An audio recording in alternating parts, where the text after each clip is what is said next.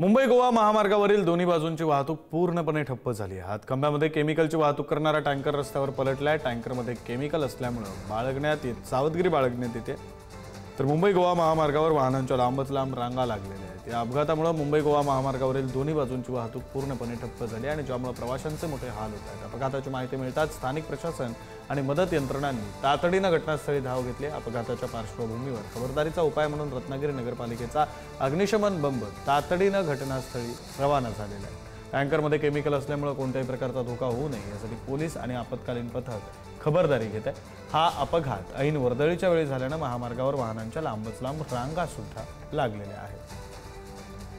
अधिकचे तपशील देत आहेत प्रतिनिधी राजन चव्हाण। राजन, नक्कीच विक्रांत, पाहिलं तर मुंबई गोवा महामार्गाच्या हातकंबा गावाजवळ ह्या केमिकल म्हणजे कीटकनाशकांचा जी वाहतूक करणारा हा टँकर पलटी झालेला आहे। जवळपास 10:30 वाजता ही घटना झालेली आहे आणि त्यानंतर हा जो टँकर आहे हा मुंबईच्या दिशेने जात होता, त्यामुळे जवळपास 4 किलोमीटर या ठिकाणी ज्या वाहतूक आहे पूर्णपणे ठप्प झालेली आहे। गोवा आणि मुंबईच्या दिशेने दोन्हीकडील वाहतूक ठप्प झालेली आहे। त्यामुळे घटनास्थळी स्थानिक प्रशासन आणि मदत यंत्रणा देखील पोहोचलेल्या आहेत आणि या अपघाताच्या पार्श्वभूमीवर खबरदारीचा उपाय म्हणून नगरपालिकेचा बंब देखील दाखल झालेला आहे। तर पोलिसांनी आता पर्यायी जो मार्ग आहे त्याचा अवलंब करावा असं देखील आवाहन केलेलं आहे।